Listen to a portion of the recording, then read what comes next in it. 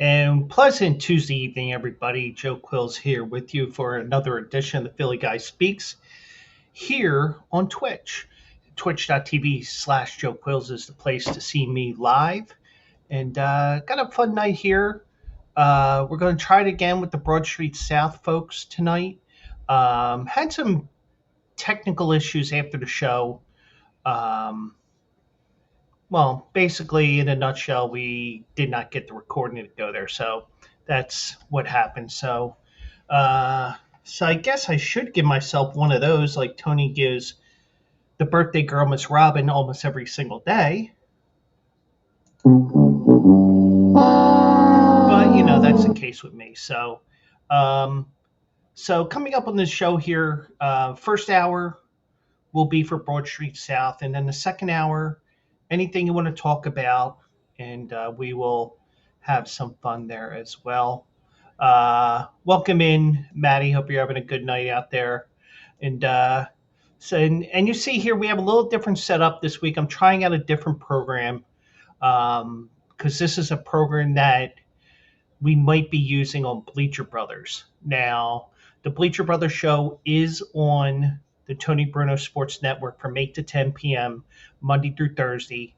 They took the night off tonight because they've been having technical issues. And I think they found the issue from when I was listening to the Tony Bruno show this afternoon. I was off today, um, so I'm just getting used to this program. And the good thing is, I can do something like this with, for example, anybody that joins in, like Maddie comes in, boom. If there's something I want to highlight, boom, there you go. So, and you're always going to see live here on this show anything, anything that comes up here, anything I want to talk about here. So you'll be ready. Like for example, we'll talk about Aaron Rodgers going on the Pat McAfee show like he does every week. Tommy DeVito makes good on a cancellation with the pizza shop appearance. FSU, they're still upset that they got snubbed. Um, Nothing you can do about that now, but yeah, I understand why. I'll give some thoughts about that as well. And we'll take a little break and we'll get a little blue. So, those that are watching me live on Twitch and those that are going to be watching on YouTube when I upload it on there, the sad thing is I don't even know my YouTube handle. That's how bad I am. So let me give myself another one of those to start the show. But it's not a Philly Guy Speaks live taping when I'm hitting that about 4 or 5 times for myself. So um, let's rip the Band-Aid off right away. The Philadelphia Eagles. They lost their third game in a row. They're now team turmoil. A lot of stuff going on behind the scenes, and they lost 21-17 to the Seattle Seahawks. And Maddie was there. I think Maddie was there in the chat room when we were watching the game together. Um, I didn't feel that great about the game, but what can you do? Um, and I'll tell you what, I was working till 9 o'clock, so the first quarter, I'm taking calls, doing the job that I do, and I'm watching, and I watched that first drive, and I'm like, where was this whole year? Because if you follow me on Twitter at Joe Quills, and yes, I refuse to call it X, um, unless somebody above me at Bleacher Brothers or Angel Martinez at Broad Street South and his show, which follows um, um,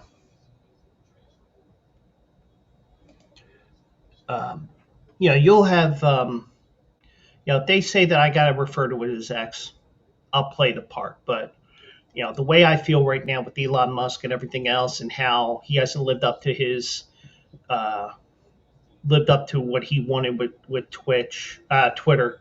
You know, sorry, I'm not calling it X, but I said on Twitter right away, that's a kind of drive I want to see.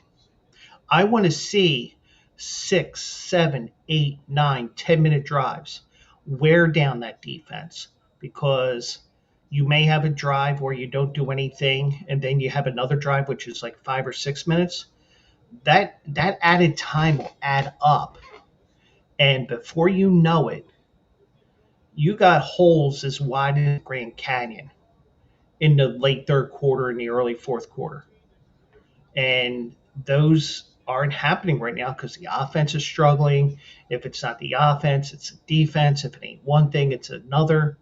And this team hasn't played a complete game all year. And now you lost 3 in a row. Now, some people predicted it even when the schedule came out, but you had a quarterback that was sick. They said, oh, it's flu-like symptoms. Oh, it's not the flu. It's this, it's that. I have a feeling what it could have been, but I'm not going to say what it is, because then, yeah, I'll give you a hint. It's a, how can I put this nicely? It's a political trigger where the one side is all one thing and another thing another. So, and Maddie says, I feel like Jalen Hurts should not be in this game be in on the game at all with playing with an illness. Um, any illness will suck the energy out of you. I mean, we know from trying to, let's say I get sick on a Thursday night, and I have the advantage of working at home. When Friday comes around, well, especially this time of the year, because I don't have any um, vacation time or excuse time left for the month. Now, I do have my 4 sick days I haven't taken this year, but I'm looking for the perfect attendance, because if I get perfect attendance, I get an extra week's pay in March for achieving that goal. So now, obviously, you, Jalen Hurts obviously wanted to play. And, I think they had a contingency plan in place in case he couldn't go. Now, they said he was feeling better. Whether that's the case or not, I don't know. But I I could see not playing him. Maddie said it there. SJ said it last night. Brian said it last night. I just think, my personal opinion, that you make sure he can play or not. And thankfully, it isn't a 1 o'clock game on the East Coast on a Sunday that this game was happening. Um, you had an 8 o'clock Eastern time start, 5 o'clock in Seattle on Monday. So you had most of the day to figure this out. So about 1 o'clock, when you have your final meetings, if you have them, and you're meeting with him, Dom DeSandro is probably talking to him because he's Mr. Security, even though he's not allowed on the field for the rest of the regular season. And I think Roger Goodell's to blame for this losing streak too, because Dom DeSandro didn't do that much. Yeah, he was trying not to instigate it or escalate it. That argument that he had with the Niners linebacker, but they had to scapegoat somebody because we have to find this player for taking a swing at staff. So DeSandro is out for the rest of the regular season.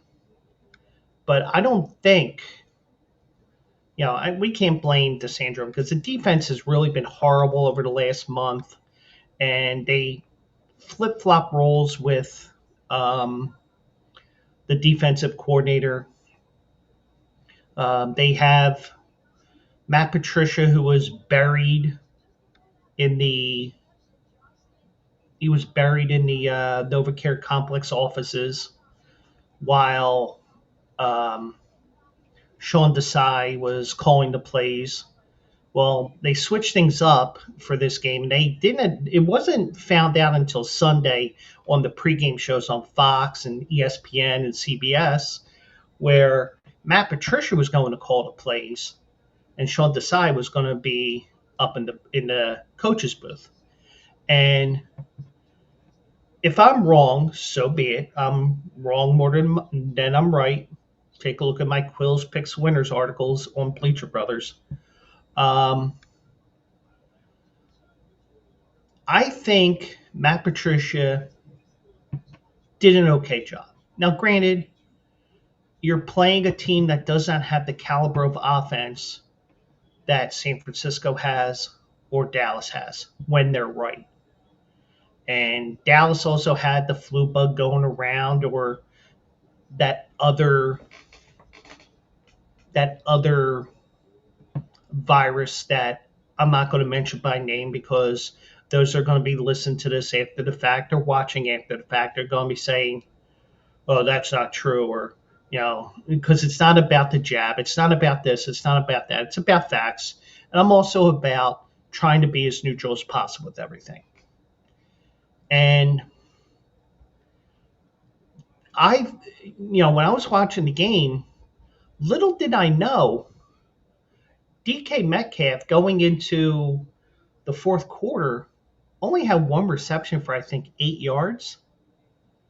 Now, that is typical New England Patriots stuff from when the Patriots were winning Super Bowls, getting to Super Bowls, getting to the AFC Championship game and losing. They would always shut down a guy. Now, in the fourth quarter, DK Metcalf did get a couple of key passes that led to the game-winning touchdown. But it really felt like, oh, by the way, we're giving you yards a little bit here and there, but you're not scoring. And that's how I felt. I felt like, it's like I'm sitting here fourth quarter, and it was 17-10, I believe. And next thing you know, they flashed that stat. I'm like, wow, really?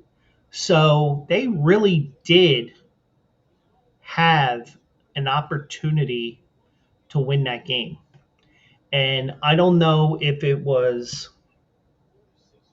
the offensive coordinator going for the big play.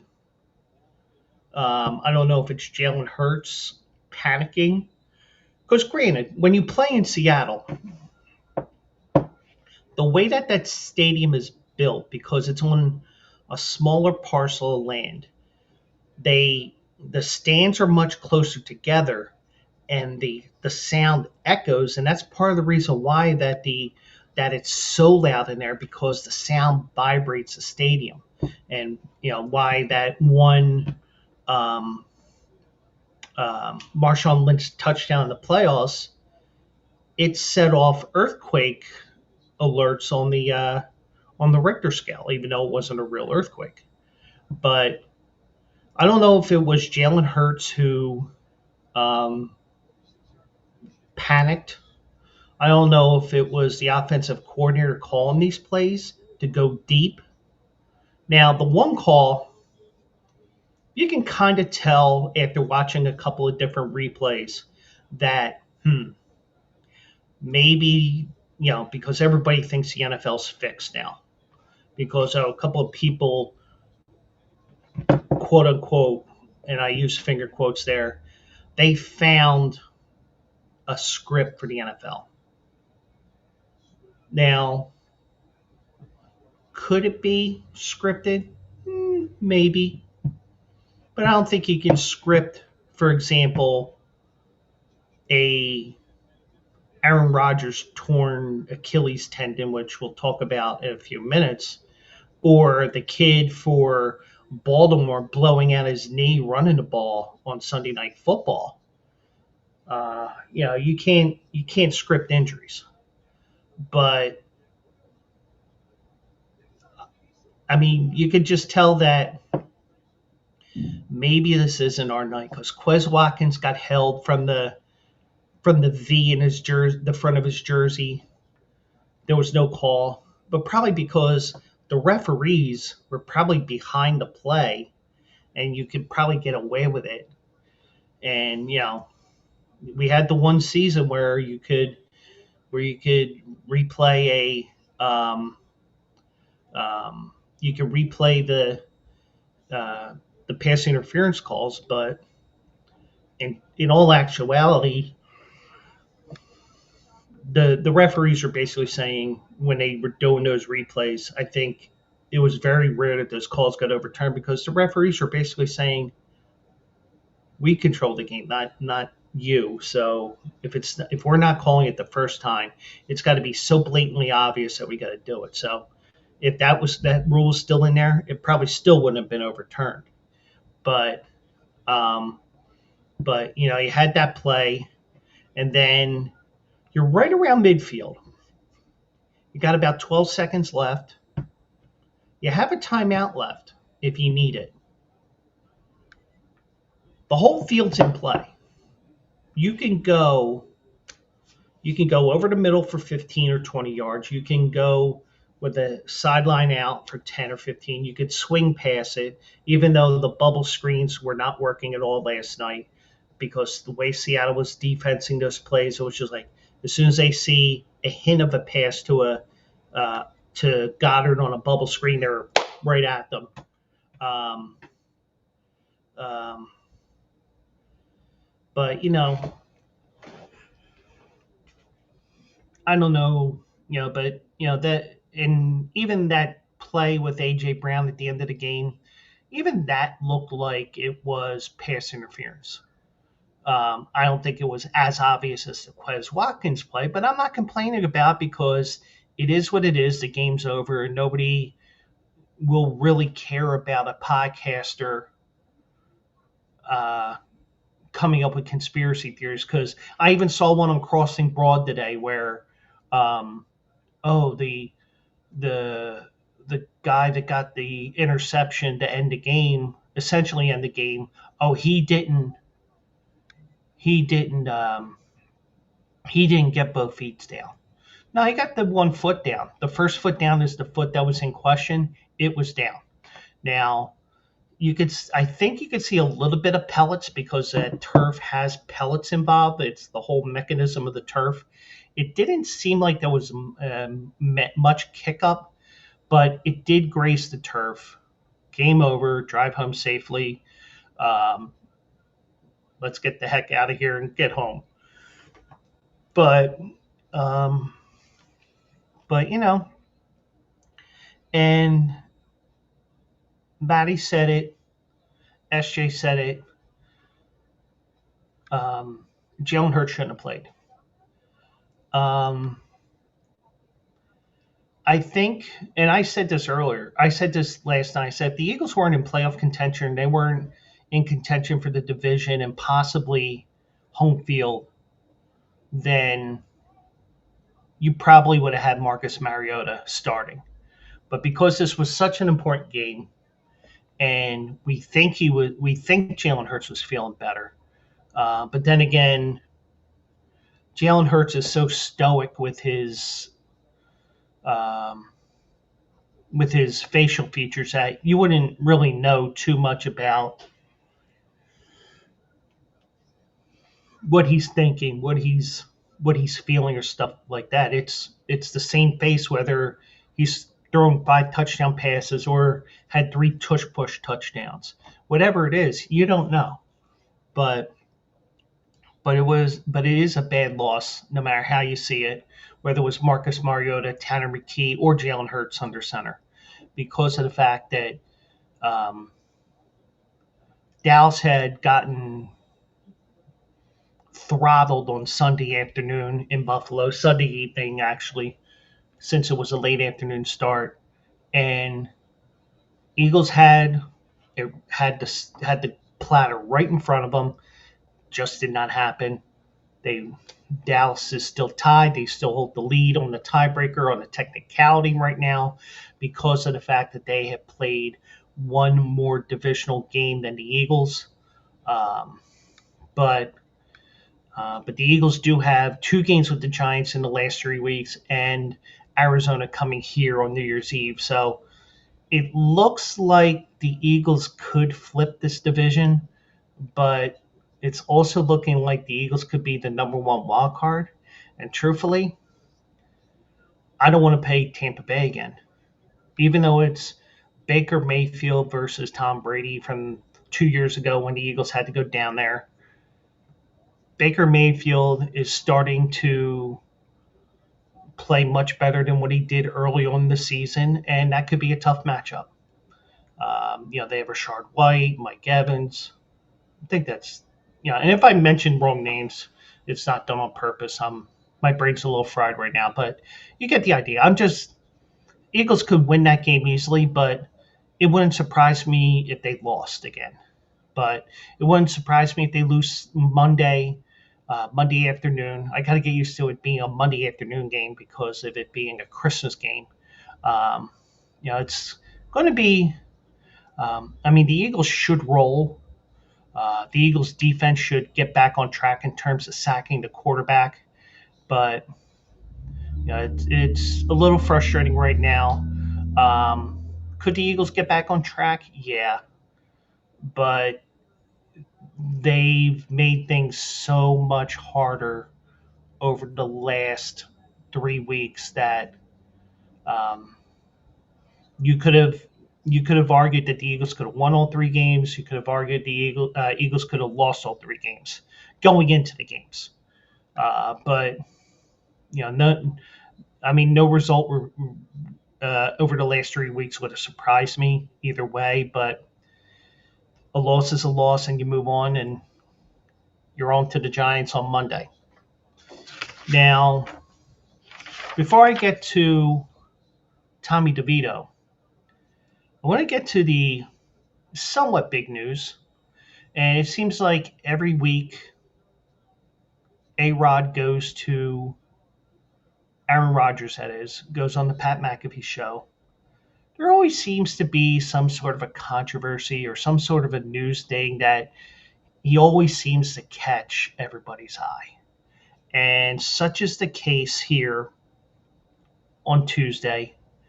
For his weekly appearance with Pat McAfee, Aaron Rodgers indicated Tuesday that he will not play the rest of the season. Well, it's not a surprise because of the fact that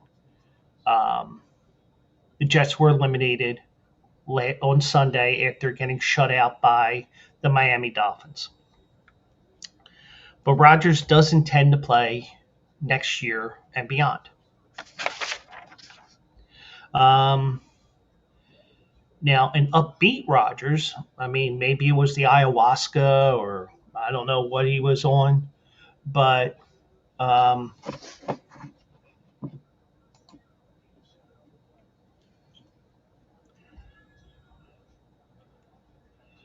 whatever it was,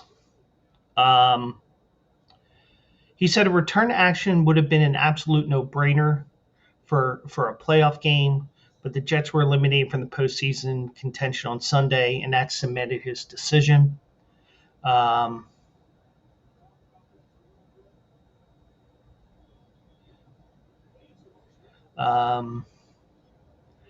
He said, if I was 100% today, I'd definitely be pushing to play, but the fact is, I'm not. Now, I think that Aaron Rodgers realizes that science beats whatever is in his head. And, he's always, especially the last few years, he's taken the villain role and thinking, oh, I can do this quicker than anybody else, or whatever the heck he's thinking. Um, and thankfully, he didn't say anything along the lines of, for example, Bryce Harper came back from his Tommy John surgery in 7 months. Well, Bryce Harper came back in 7 months because he was able to swing a bat and could just play the field for a while, or just hit for a while as a designated hitter because the National League has a designated hitter now. But um, Rodgers underwent surgery on September 13th, which is 3 months and 6 days ago from when I'm recording this. He said it was always unrealistic to think I would be 100% to be medically cleared at any point during the regular season. But the four-time MVP was willing to play and take the risk if the Jets still had a shot at the postseason. Now, would he be that way if he had a better backup quarterback? Maybe, maybe not.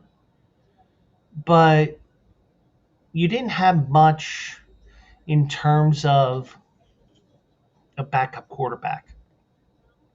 To take a team that is surprising, well, I'll take two examples here. The Indianapolis Colts.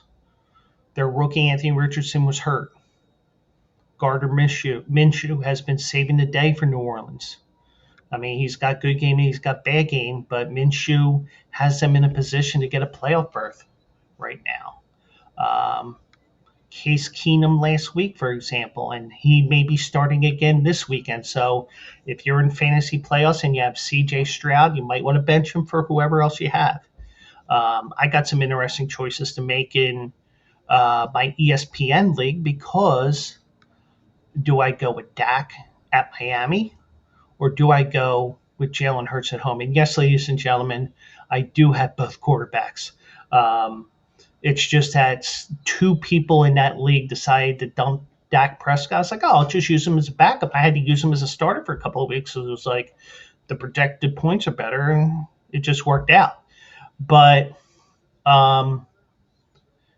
whether you're a Texans fan, and I know that Play Action Real, I believe, is a Houston fan, and he's writing articles for Bleacher Brothers Houston Texans summaries.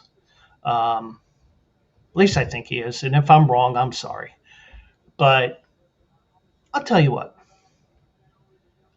Sometimes you need to have a top-notch backup quarterback who can win you games. And even if you can somehow find a way to get him on the cheap. Case Keenum, maybe it was just totally luck and it was kind of like a dream scenario for Minnesota the year that the Eagles won the Super Bowl 6 years ago. Maybe it was a dream scenario for him. Case Keenum had a career season and he had nothing go right the last couple of years, but now he's back in Houston as a backup and he got a chance and found a way to win in Tennessee last week. So I don't think that you could necessarily I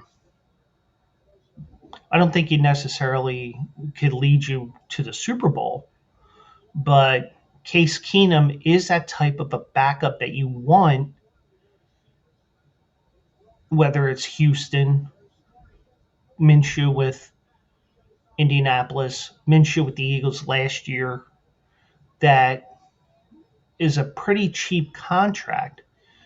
And in the case of Case Keenum, he can give him some valuable insight of playing in the NFL because Case Keenum has been there.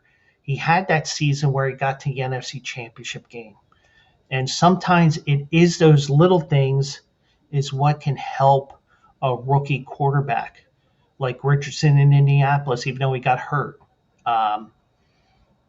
Minshew probably should have talked a little bit better in a peer-to-peer type thing because, sometimes it's good to have that veteran backup because you can have a peer-to-peer type of thing.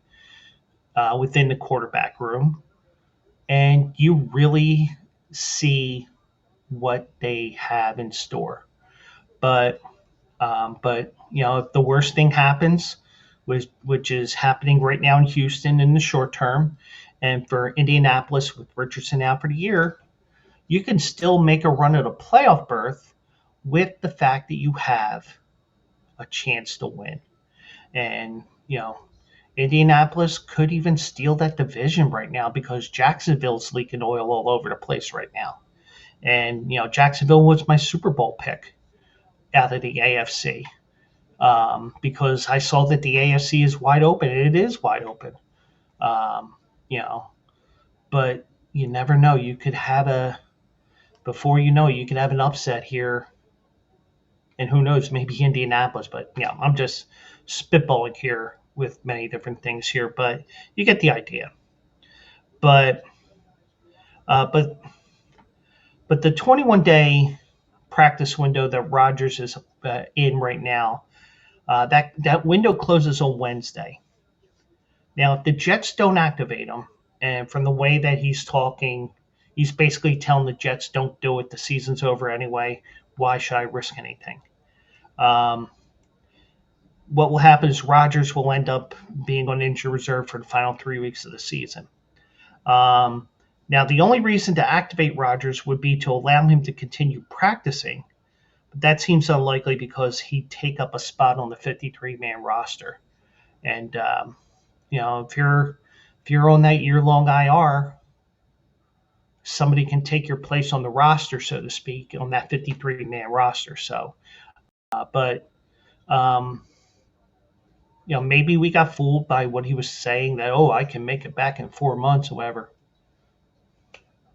Maybe that is the case, but um, you do have um, considering it's Aaron Rodgers, you never know what he's thinking or saying half the time. So, um, but he did make his appearance this week, and of course, he made a little bit of a scene there. And I'm a little sick of Aaron Rodgers, but I'll still say he's a great quarterback, and I think when Aaron Rodgers comes back next year, I really feel like because it was his left Achilles that he tore, I think that he will still be able to sling the ball all over the place because when you throw right-handed, you push off of the right leg, and I think that he will be fine with that. Um, at least I think so. But I'm trying to remember Dan Marino's injury. Um, I don't remember if it was his right or left, but it doesn't matter. Dan Marino couldn't run well anyway, but it complicated things even more towards the end of his career. But anyways, let's get to the next part here. And like I said, Tommy DeVito does a do-good appearance with a pizza shop. Now, when I first printed this article up this afternoon, it was Tommy DeVito was going to make an appearance at a pizza shop, sign autographs, picture taking opportunity, make a pizza or two, whatever they had in store. The pizza shop was going to pay $10,000.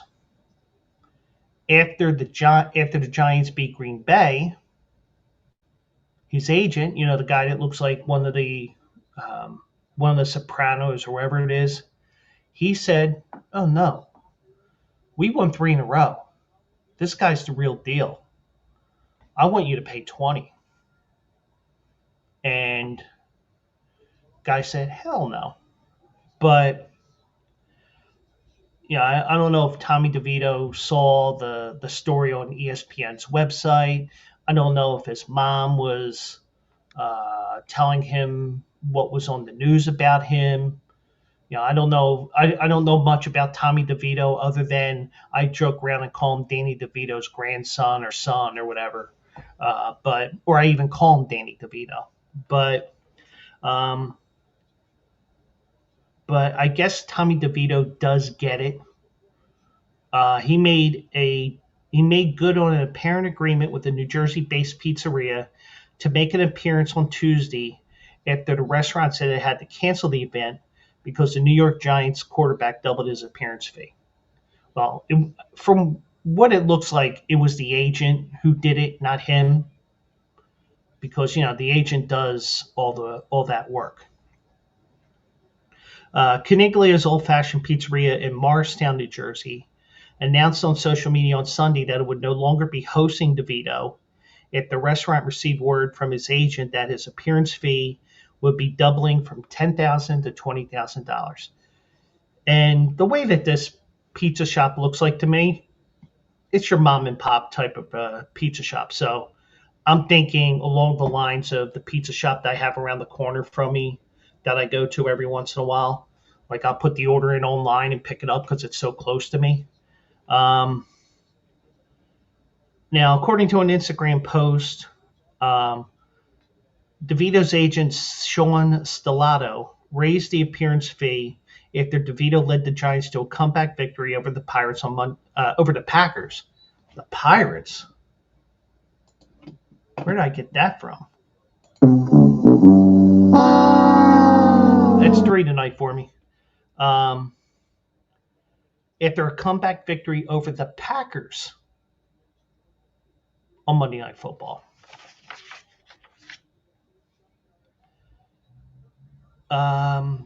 However, after the story gained traction on social media, DeVito made an unpaid appearance at the pizzeria Tuesday afternoon, according to sports business partner Darren Rovell. The agent Stellato contended the pizza shop did not have a contract with DeVito, telling Rovell that they didn't raise the price because nothing was ever agreed to. But Nino Caniglio, the pizzeria owner, fired back in response to Rovell saying, "We agreed in principle of terms, 2 hours, 250 autographs, and $10,000, and then the agent couldn't be reached. We reached back out after Monday night's game to tell us the price was now $20,000.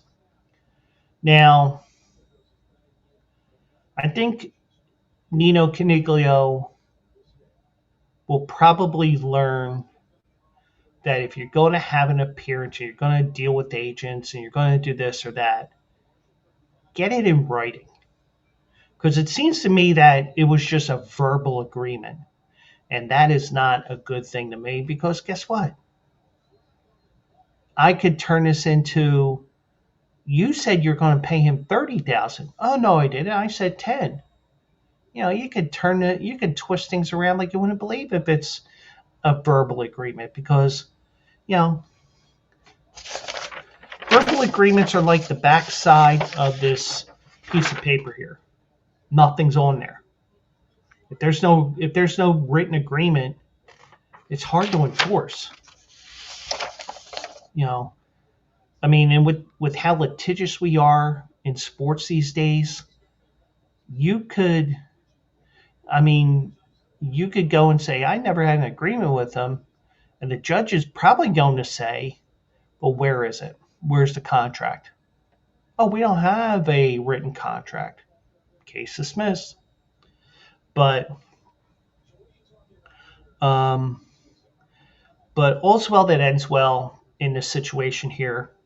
As Caniglio posted a picture of Nino and DeVito sharing the slice on Instagram, DeVito and Stellato have basked in newfound fame amid the undrafted rookie success as Giants' unlikely starting quarterback. DeVito, who began the season on the practice squad, helped provide the Giants faint playoff hopes by leading them to a 3-game winning streak punctuated by the game-winning drive last weekend against the Packers. Now, he's become an overnight sensation as DeVito has his touchdown celebration, which is the Italian, can I call it a gesture? I guess so. You've seen it on TV. Now, that you're starting to get somewhere because the Saints players were mocking the celebration after they sacked him a couple times in the game. I mean, it's kind of like when the Eagles were, you know, when the Eagles were playing Pittsburgh the year they got to the Super Bowl in Super Bowl 39 that year. Eagles started off, I think it was 8-0. They went to Pittsburgh, and Hines Ward or whatever wide receiver it was that year was flapping his arms like there were wings, like he was an eagle, mocking that. Now, you gotten somewhere when they start mocking you. So, but um, but he comes to Lincoln Financial Field on Monday for a Christmas Day game, and you do have. I mean, it's right outside the Italian neighborhood of Philadelphia, so I mean, I think we have a respect for him as an Italian in that neighborhood, but he's wearing enemy colors, so. But he did do the right thing. He went there. That's what it's about. You know, Even if they cancel everything, you know, he did what he had to do. Final story for you here in this segment of the show here. Florida State is still a little upset because they didn't make the college football playoff this year. And I personally think being snubbed is probably the best year to get snubbed, in my opinion, because guess what? It's just a reminder that next year we go to 12 teams next year, and Florida State will get in next year no problem with next year's format with this year's results. But I think Florida State's getting a little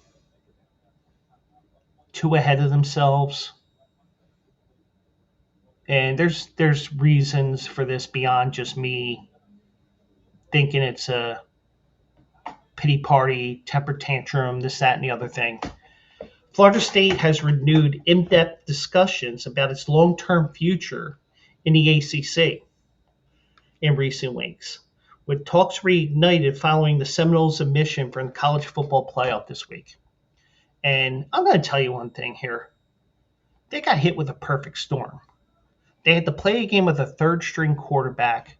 They barely defeated Louisville. They won because of their defense. Their quarterback, the backup quarterback, who I think is available for the Orange Bowl. And the reason why I say I think is because so many of these top players now, all because of Christian McCaffrey 7-8 years ago, because he didn't want to play in the Sun Bowl because, I'm a number one pick. I can't play in that game because I'll get hurt. Well,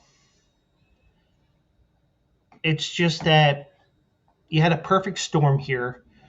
You had an unimpressive win in terms of offense. You had your star quarterback out for the year. You had Alabama beating the number one. And you had Texas, who had beaten Alabama earlier in the year, getting in as the 3 seed. So, and I was saying this that Saturday night. I was like, after Alabama won, I said Texas win. With Texas's win, Alabama's coattailing in there, and they did. They got in. Florida State, they could have said, hey, let's blow them out. Let's beat Louisville by 40 or 50. Let's prove that we deserve to be in there. They didn't prove it, in my opinion, even though they were undefeated. Because you're undefeated, that doesn't mean anything. And, next year they'll be in the playoffs.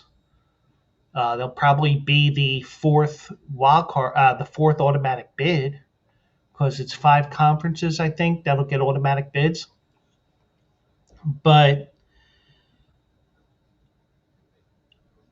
the reason why they're starting to talk about getting out of the ACC is because that snub angered many at the university among its board of trustees, essentially the last straw after a year spent voicing their displeasure with the conference.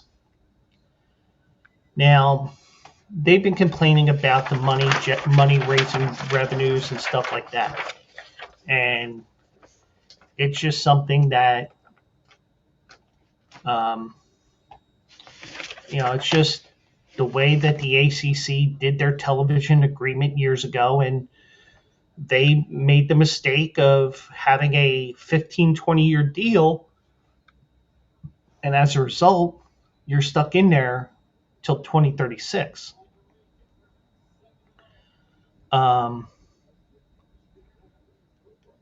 Now, the situation is expected to come to a head in the near future, um, but no Board of Trustees meeting has been called at Florida State University. Um, Now, Florida State isn't leaving in the near term, but it's merely weighing its options. It's kind of like when I was, and I'm talking about 30 years ago, I went to Holy Family. And at that time, when I went there, they were an NAIA school, and they were talking about going to Division II NCAA. So they weren't even an NCAA member, and it's a process, and you have a transition period, and you have this, and you have that, and it's something that you do over time, and you explore things first. You just don't make that move. You got to be prepared for, well, if this happens, what do we do, and what if we do this, and that's what they're doing right now again, and now ACC. Um, it's a difficult task for FSU. It also has with trepidation among some involved in the talks. Now, the Seminoles have not been shy about voicing their displeasure with the growing revenue gap between the ACC and other conferences. Um, the way the ACC distributes the revenue and the size of their share of the television revenue pie. Florida State thinks because they're the major program for years in the ACC, they should be getting the most money instead of how it's divvied out now. They believe um, their piece of the pie should be more because of ratings and marketability. Um, and with this contract that's in play right now, you have the ACC's falling further behind the SEC and the Big Ten. Um, um, and with the revenues and stuff like that. Now, Florida State's not the only school that has been looking into their options right now. Florida State has done it. Clemson, North Carolina, Miami, Virginia Tech, Virginia, and NC State. They all had conversations about their long-term futures in the spring. I'm sure they're going to have them again. And I'm sure there's something that's going to come down the pike, probably next spring again when we have another round of conference realignment. If these major conferences can get any larger, I mean, the Big Ten is 18 teams now. The Pac, the Big 12, I think, has 16. Yeah, the ACC's picking up two or three schools: Cal, Stanford, and SMU. So the ACC is actually going to be on the Pacific Coast as well. But during a Board of Trustees meeting in August, the Florida State President, Richard McCullough, made it clear that the school would very seriously consider leaving the league if the things don't change. But the problem is, if an ACC school were to leave or wants to leave the conference, they would have to challenge the grant of rights to be able to get out before joining another league. Now, the grant of rights runs through 2036, so there is 13 more years of this. And it gives the ACC control over media rights for its member schools, including the broadcast of games in all sports. Now, any school that wants to leave the ACC has to pay an exit fee of 3 times the league's operating budget, or roughly $120 million. Wow. So, a lot going on around the sports world here. A little disappointed with the Eagles last night, but I'm over it. Looking forward to Christmas. and we're um, looking forward to this weekend. It is Christmas weekend as well. I get a 3-day weekend from my real job, and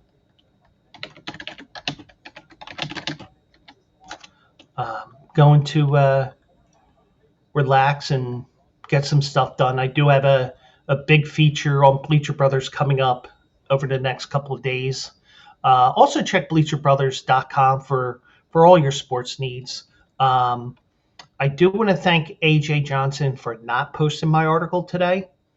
And this isn't a sarcastic thing or anything like that. I said it to AJ in text.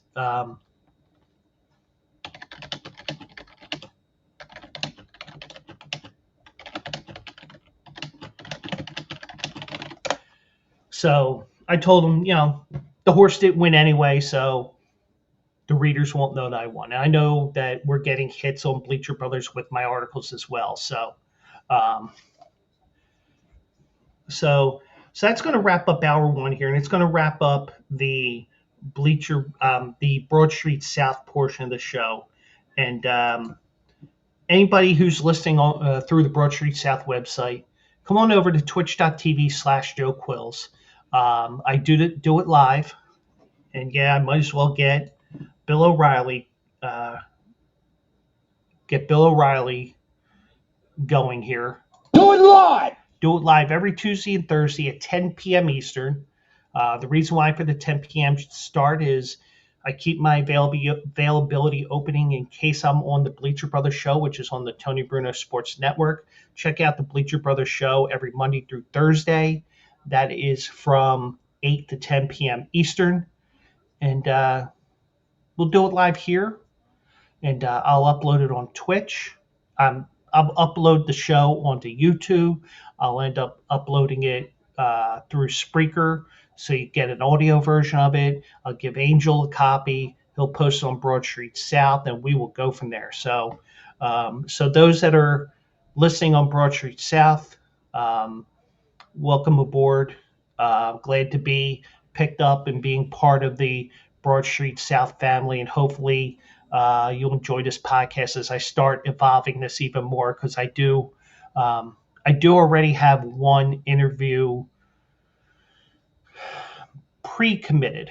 I did get a yes, but I just didn't tell him when. It's basically after the new year, and after the fantasy football season ends, because I'm in this league and I'm destroying everything I see. But anyways, so I do want to thank everybody listening on Broad Street South tonight, and hope everybody that's listening there has a great night. And those that are on the Twitch channel, we're going to take a quick break, and when we come back, and we'll just have some fun here. And we are going to take a quick break, and be back in a couple of minutes. And for those that are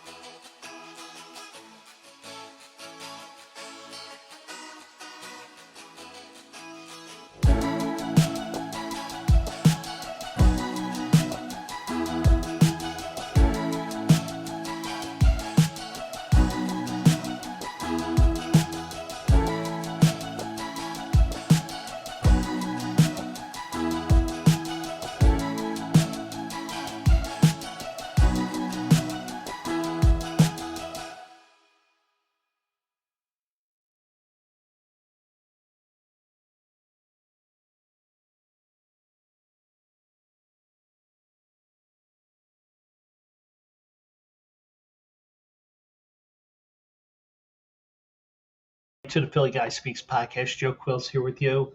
And now we are in essentially hour number 2. And just to let you guys know that are going to be watching and listening after the fact, this is where we're going to get a little more blue if it gets to that point. Keeping it more professional in the first hour. And in the second hour, we're going to do numerous things over the next few months with this. You know, especially with the show, what I'm planning on doing here. I'm planning on interviews, more interaction. Um, let's say if Maddie wanted to join me on the show, boom, I'll open it up to him. Like I did last week for Brian, and we ended up talking for like an hour and a half. If it's SJ, if it's somebody who's new to the show, that's what I want to do. I want to get it more interactive. Some interviews, some here, some there, a bunch of different things that are going on. So that's what I want to do, especially when we trash the old calendar, we get the new calendar, and we open up the 2024 calendar. For some of you, it's naked ladies. I'm in favor of that. Some of it, naked men. Some other people might enjoy that. I prefer the ladies. And you can see we're getting more blue as we go on here. So I did mention Bleacher Brothers. Check out their show Monday through Thursday on No Filter. They did a show last Monday. They did a show last night. Last night meaning Monday night, because it'll be Wednesday when this podcast drops on wherever you get your audio podcasts, Spreaker, iHeart, Amazon, Apple Podcasts, Spotify, wherever you get them. I'm pretty much everywhere. It shoots everywhere. So I'm always for constructive criticism. It's just that I do not check my Bleacher Brothers email enough. What I would recommend to anybody, if you have a comment, I probably should have said during the first hour, when I had that all set up for Angel Martinez, so I can put it on the Broad Street South site. I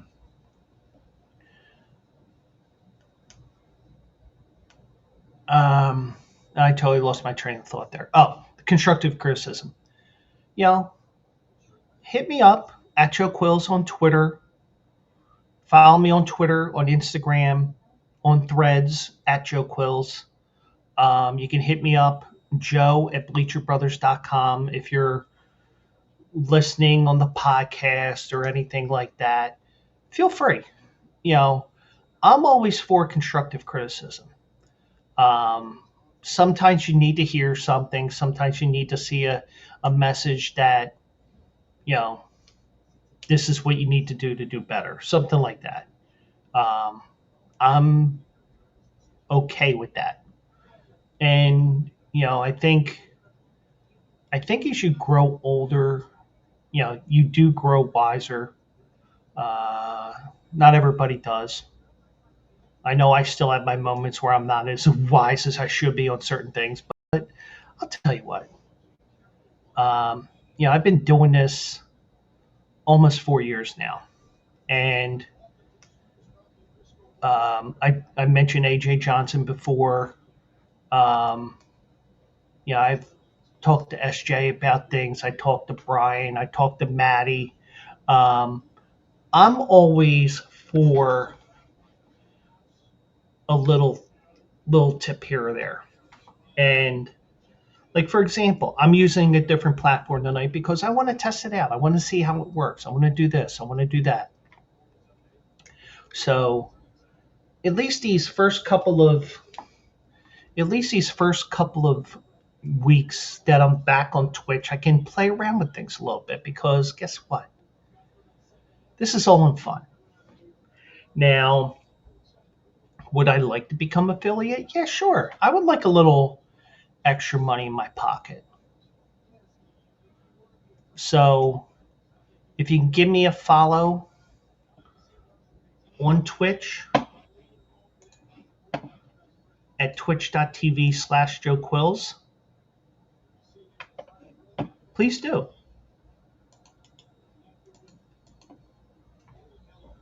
Feel free to follow me because you know what?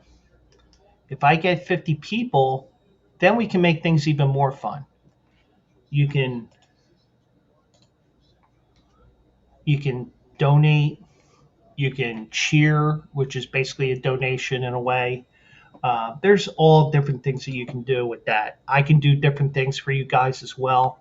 I can have more fun on this and more creative, and I can do games on here as well. And that's probably what I'm going to do eventually. So I'm going to be playing some games on here as well. Now, granted, my games are basically right now out of the park baseball and Rocket League. And Rocket League, I play very sparingly because you know, being that I work till 9 o'clock, which is going to change to 7:30 in a couple of weeks. Um, it's just a matter of making sure I keep things as just to keep myself happy. Just try to whatever. But I'm not. I'm even willing to try new games, but I'm not really a gun shooting game. I'm more of a sports game person, and I probably missed the boat on Madden this year, even though you can pretty much play Madden all year. It's just by the time Madden comes around next summer, that's probably when I'll get it on the PC, and go from there. Um, but it's I'm always willing to hear ideas, and without divulging too much information. Like for example, I had a good 45-minute conversation with AJ Johnson, who is the main guy at Bleacher Brothers, and I'm always open to ideas. I'm going to start doing conversations. I hate calling them interviews because I I went through the interview with Mike Abadir uh, back in 2018 after the Eagles won the Super Bowl. I was nervous as nervous can be, but a little bit of an email here back and forth, and you're going to be fine. And it was like I was talking to friends I've been talking to the whole time, and that's what I want to do, whether it's some guy who you wouldn't even know that I have connections with, or if it was Maddie, Brian, SJ, one of my friends that I hang out with, something like that. You know, that's what I want to do. And I don't want to have it as an interview. I want to have it as something that is kind of scripted, but we'll just see where the boat goes. You know, go way off to the right, go way off to the left, go straight, fall back, whatever. That's what I want to do here. So, um, and like I said, Joe at bleacherbrothers.com. I'll try to get to those emails as soon as I remember. I'm going to get into a better routine because even though even though the new year is 12 days away, 11 days away, whenever you're listening, adjust accordingly. Um, I think even though I don't call them resolutions because resolutions get broken very easily, um, it's routines that just get better routines in my life, whether it's eating better, whether it's organization. And trust me, I'm been working on that for like the last couple of weeks and I get nowhere. Uh, you know, just the little things that get there. Like, for example, okay, I'll do 3 laps around the high school up the street from me because 3 laps around the school is probably about 4 miles, and that'll get me sweating, even though I'll be freezing my ass off there. Um, that's just getting into a healthier routine, a mental health routine more than anything else, or a routine that I can figure out how to do this better. So, and some people know some of the things that I have potentially coming up here over the next 2, 3, 4 months. Um, and a lot of the things that I have planned that nobody knows about should be interesting.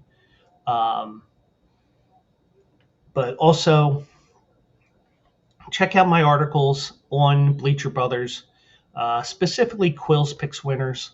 I try to handicap the race of the day on the Daily Racing Form website. And, if I can pick a winner, great. If not, even though I probably should be saying this or admitting it, as long as I am reading the races properly, especially when I have a big article coming up like I will be having for the opening day card at Santa Anita Park, which is the day after Christmas. And a lot of the guys that are more, who I consider more professional handicappers than I am, I talk a good game, and you know what? You're going to be wrong as a handicapper 70-80% of the time, because technically a handicapper is someone who picks 20% winners. And right now I'm at about 10 to 15. It's just that I got off to a cold start. And the one good thing with this is it's keeping me sharp when I go full bore into it and I play a full card at, let's say, Gulfstream Park because they have big races, or the fairgrounds, which may be a place for me where I go in February. That was a topic that was discussed. Going for fun, but it would fit in with the Quills Picks Winners segment, would fit into a couple of different things. So, but I'm always open to anything, and feel free to hit me up. And I'm always a fan. I always want to improve my product, whether it's the